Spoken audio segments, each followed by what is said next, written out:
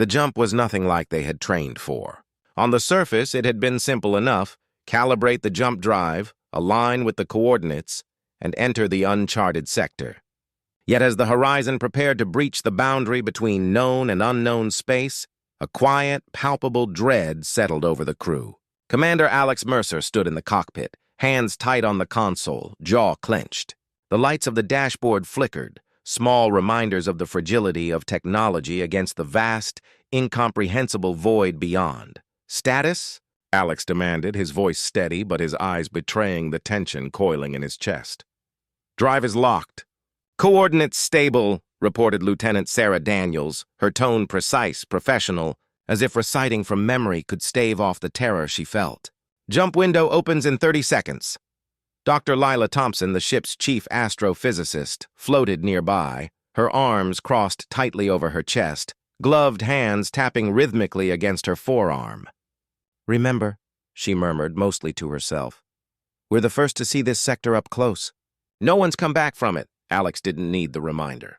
He had spent months poring over every scrap of data from previous missions: fragmented signals, garbled transmissions, scattered probes, all of which had vanished without a trace.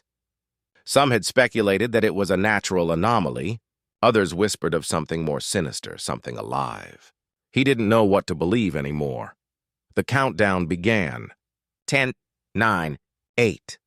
The ship hummed, a low, resonant vibration that seemed to pulse with their collective heartbeat. 7, 6, 5. The cockpit lights dimmed and then surged as the jump drive charged, a mechanical heartbeat echoing in the hull. "Hold on to something," Alex warned, the words barely leaving his lips before the jump hit. Everything around them distorted violently. The stars outside the viewport stretched into streaks of white and gold, the blackness of space dissolving into a kaleidoscope of impossible colors. The ship shuddered as if reality itself had cracked and then bent around the metal hull. A high-pitched whine vibrated through their bones, setting nerves on edge. For a moment, every thought in Alex's mind screamed that they were going to die, torn apart in the folding of space. Then, just as suddenly, it stopped. The world around them reassembled, but it was wrong. Alex blinked at the viewport. The stars were no longer distant points of light. They hovered like massive glowing orbs, twisted and malformed, connected by threads of energy that pulsed with a rhythm that felt alive. The blackness of the void was deeper than any shadow they had ever seen, and even the ship's sensors behaved strangely, flickering between readings that made no sense. Lila's voice quivered. It's human space," she said. Alex frowned. "What do you mean by human space?" She pointed to the console. The readings were unlike anything in the charts: energy pulses, electromagnetic anomalies, and neural signatures. It wasn't alien in the conventional sense. It was human, magnified and reshaped into something incomprehensible. "Look," she said, tracing a line with a trembling finger. "Every pattern, every fluctuation, it's like a brainwave, a thought pattern. The entire sector, it's resonating with human consciousness." A cold dread filled Alex's chest. "You're saying this thing reacts to us? It's alive in some way?" Lila swallowed hard. "Not alive exactly. Conscious, maybe, but not like us, more like it's aware of everything we think, everything we fear. That's why no one returned." The implications hit the crew like a physical blow. They weren't just exploring a region of space. They had jumped into a realm shaped by humanity itself, a reflection of their own minds, magnified and warped. The first signs were subtle. Shadows in the cockpit seemed to flicker against the light in unnatural ways. Reflections in the glass didn't match reality. Alex caught a glimpse of his own face. Then the same face, distorted, older, screaming silently from some impossible angle. Dr. Marcus Ellis, the ship's engineer, let out a strangled cry. I saw my family. They're here, but it's not them." Alex turned sharply. "What do you mean?" Marcus shook his head violently. "It's memories. My memories, but twisted.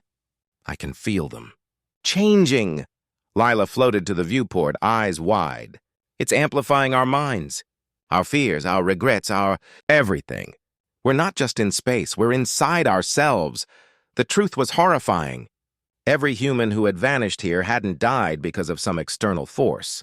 They had succumbed to their own minds, overwhelmed by the amplified reflections of fear, guilt, and loss. As the realization sank in, the ship's AI, Mara, began issuing alerts in its calm, almost clinical voice. External cognitive resonance detected, emotional states exceeding safe parameters.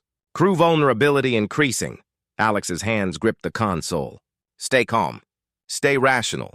We've trained for this, but training was meaningless here. Every thought, every doubt, every buried regret manifested before them in ways that defied physics. The lights flickered in patterns that spelled out their memories. The hum of the ship transformed into whispers, echoes of voices long gone, impossible to place or ignore. Hours, or maybe minutes, Alex couldn't tell, passed in a blur.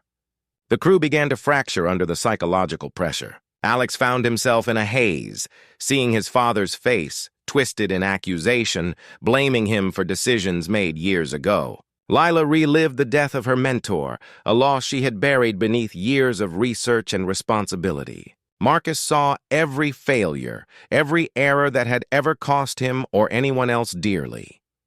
And then, the entity appeared.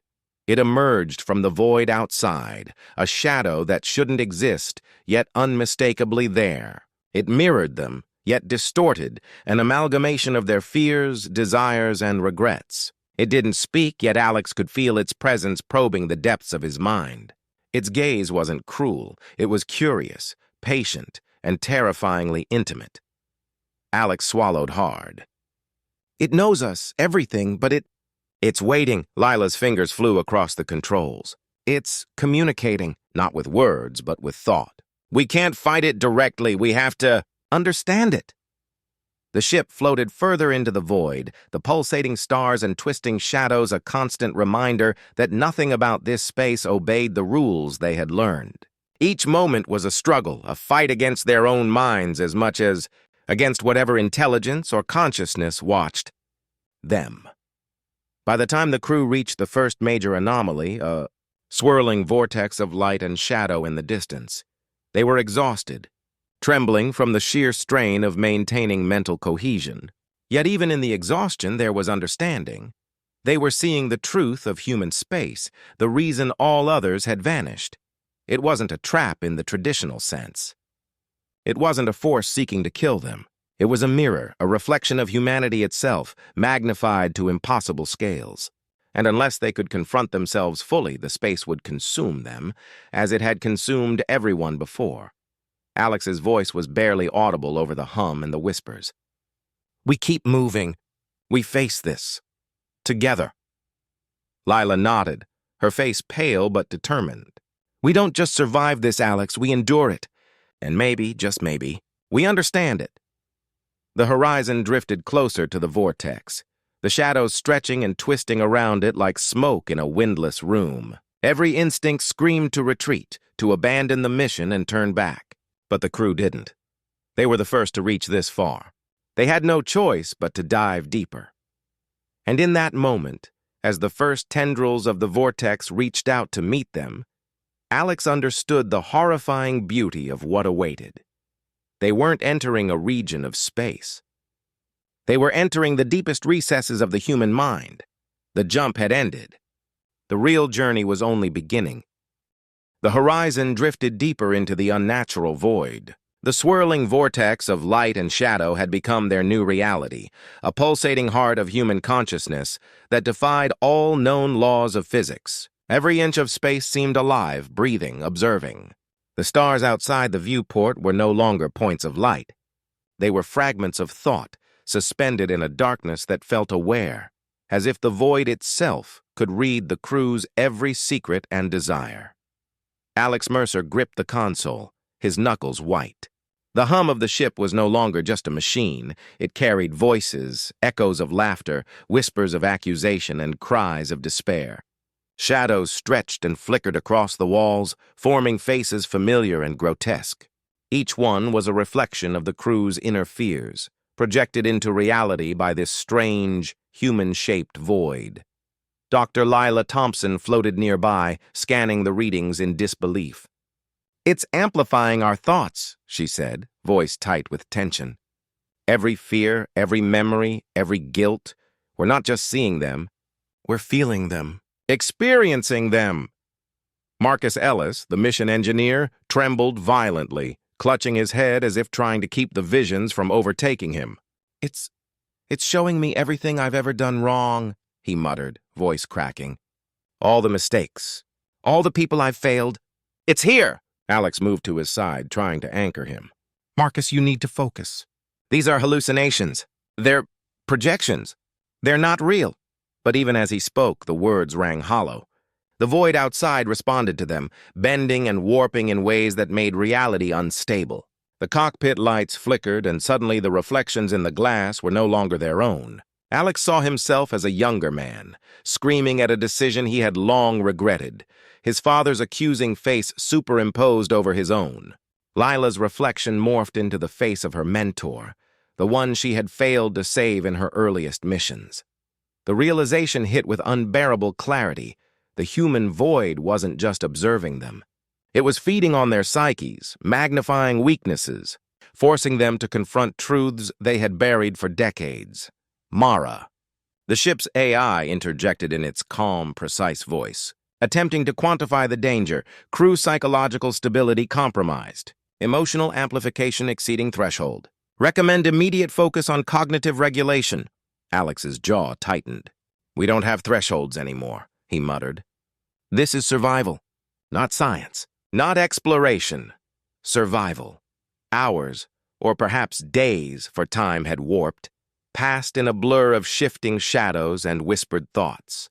The crew began to fracture under the strain. Alex found himself wandering, half-dreaming, replaying the mission that had cost the lives of 3 crewmates during a failed operation years ago. Every error, every missed call, every moment of hesitation was magnified 1,000 times. He could feel it, as though the void had reached inside him and was exposing him for the person he truly was, unfiltered. Lila's voice cut through the haze, trembling yet firm. Alex, if we let it consume us, we die. Not physically, mentally. We can't afford to fight what we see. We have to face it, accept it, integrate it. Integrate it? Alex repeated, bewildered. You mean, embrace the hallucinations? Yes, Lila said, her gaze locked on the writhing, pulsating nexus ahead. We're inside ourselves, Alex. That's why no one returned. They couldn't handle the entirety of their own minds. Marcus's voice came from the side, hoarse and panicked. I can't. It's too much. I can feel every failure, every loss, every regret. It's tearing me apart! Alex placed a hand on his shoulder, grounding him. Then don't fight it. Let it flow. Let it exist. But don't lose yourself in it. The shadows in the cockpit convulsed and flickered violently, as if reacting to Alex's command. Faces appeared in the blackness, Marcus as a child, Alex as a cadet, Lila in the hospital where she had watched her mentor die. They weren't real, and yet every fiber of their being screamed that they were, and then the void outside them shifted. A shape began to coalesce, a massive, humanoid figure made entirely of swirling shadows and streams of light. It floated in the distance, enormous and unfeeling, yet intensely aware. The figure's surface rippled with patterns that mirrored the crew's thoughts. Alex's regrets, Lila's losses, Marcus's failures. It wasn't alien. It was human. Every human, condensed, amplified, manifested. Alex swallowed hard. It's all of humanity, he whispered.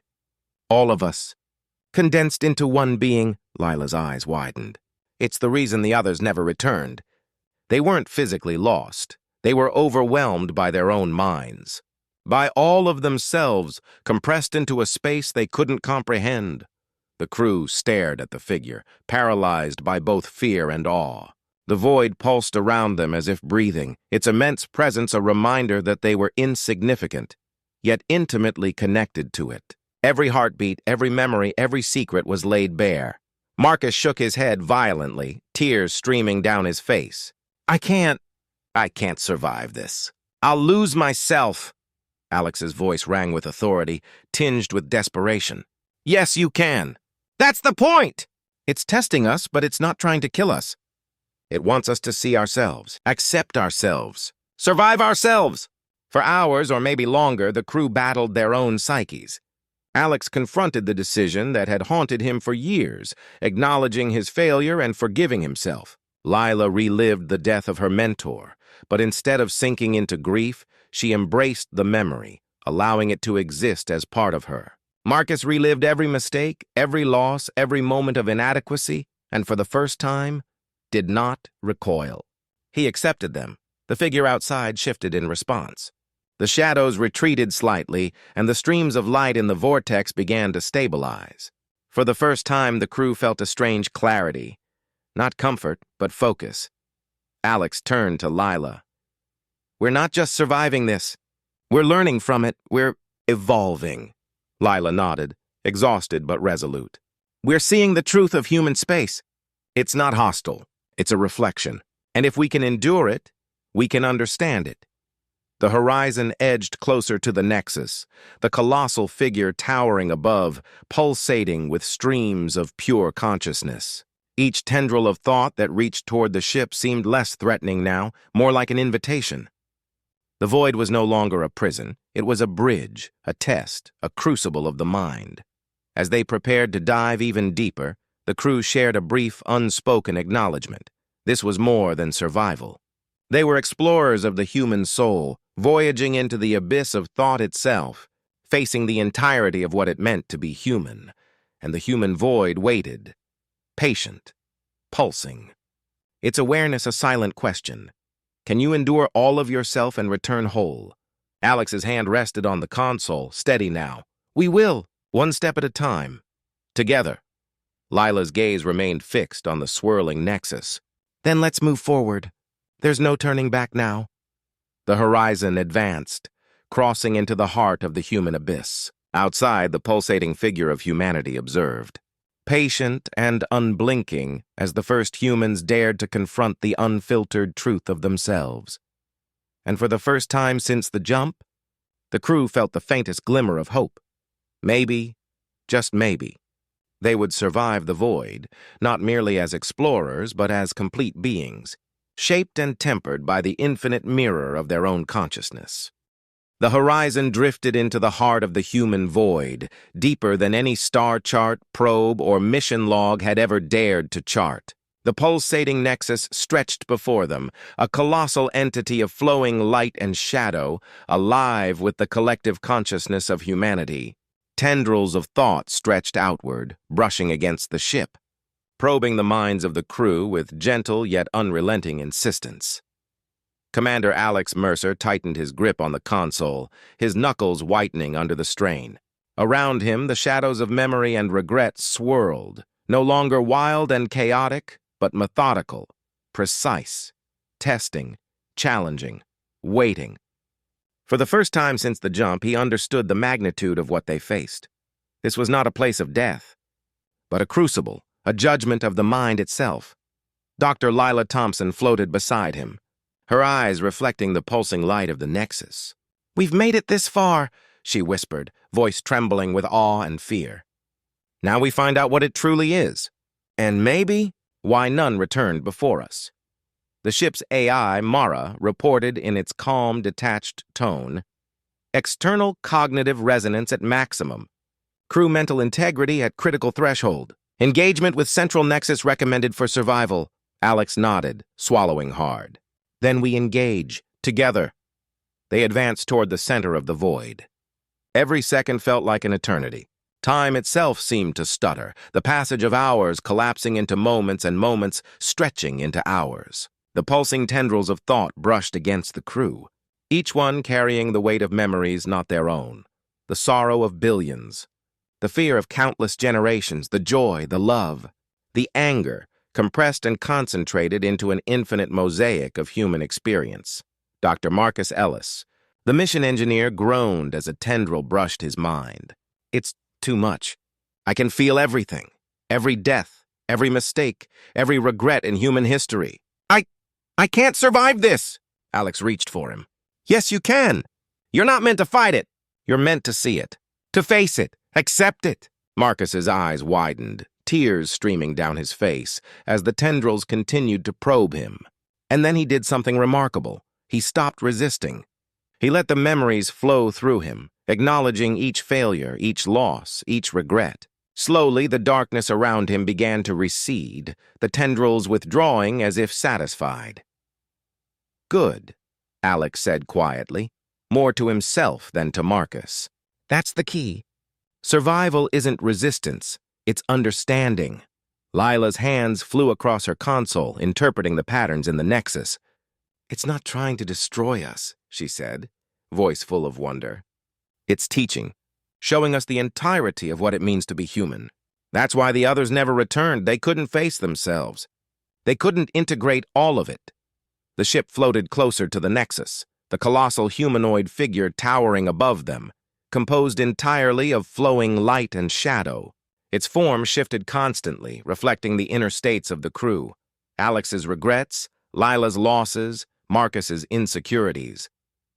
And yet, as they approached, it did not strike. It did not recoil.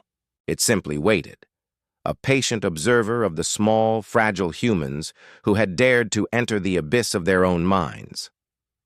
Alex spoke softly to the others, his voice steady despite the fear in his chest.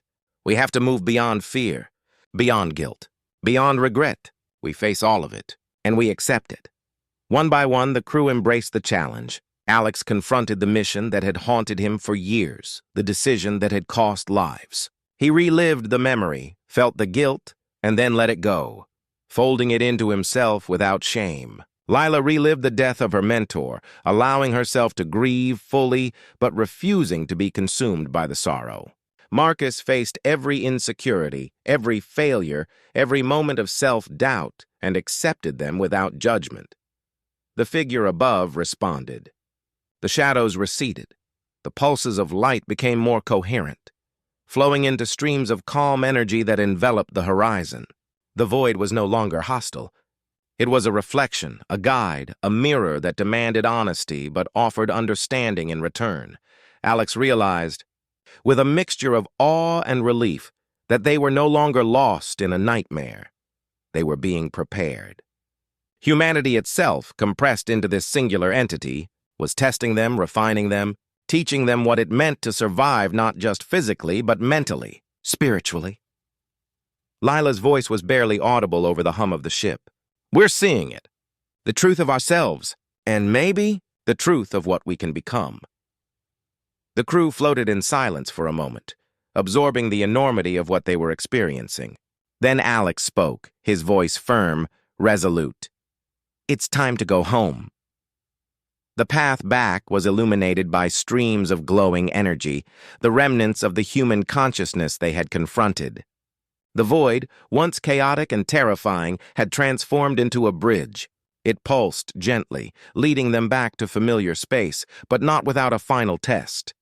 A tendril of shadow reached for the horizon, a fragment of their deepest fear, an echo of the doubts they had fought to overcome. Alex's hands were steady on the controls as he whispered, "We are not afraid. We are whole." The shadow withdrew, dissolving into the light, and the bridge to known space solidified before them. The jump drive engaged, and the familiar hum of hyperspace filled the cabin. The stars streaked past once more, but this time, there was no terror, only focus, clarity, and a deep, abiding sense of understanding. When the horizon emerged from the jump, Earth's blue-green orb hung in the distance like a jewel in the void. The crew looked at it silently, each of them changed, tempered by what they had faced. They had entered the human void, confronted the entirety of themselves, and survived. They were the first to do so. Alex exhaled, a sound he hadn't realized he had been holding. "We know why none returned," he said quietly, voice reverent. It wasn't the void. It was themselves. They couldn't face the whole of humanity, or their own selves within it. Lila floated to his side, her eyes reflecting the calm light of Earth below. "And now we can. We've endured. We've understood. We can bring that knowledge back, not just to survive, but to guide others." Marcus leaned against the console, exhausted but smiling faintly. "We've seen the abyss, and we're still here. That's all I ever wanted to know." Alex looked out the viewport, feeling a strange kinship with the incomprehensible entity they had left behind. Somewhere in the void, the consciousness of humanity pulsed, calm, patient, a silent guide for the future. It was no longer a threat. It was a reminder, a mirror, a teacher. As Earth grew larger, closer, the crew shared a quiet understanding. Their mission had been more than exploration. It had been a confrontation with the deepest truths of the human mind. They had faced fear, guilt, regret, and grief, and emerged whole. The horizon touched down in orbit, communications re-established, and the world below responded with signals of relief and curiosity. Humanity would never forget this crew, the first to return from human space. They carried knowledge, yes, but more importantly, they carried proof that survival demanded not just strength, skill, or courage, but honesty with oneself, acceptance of all the shadows within, and the will to move forward despite them. Alex Mercer exhaled again, looking around at the faces of his crew, each marked by the trials they had endured but stronger for them. "We survived," he said. "Not just the void, ourselves, and now we can truly begin." The stars outside twinkled like they always had, indifferent and eternal. But Alex knew, as did Lila and Marcus, that they had seen the universe and humanity more clearly than anyone else ever had.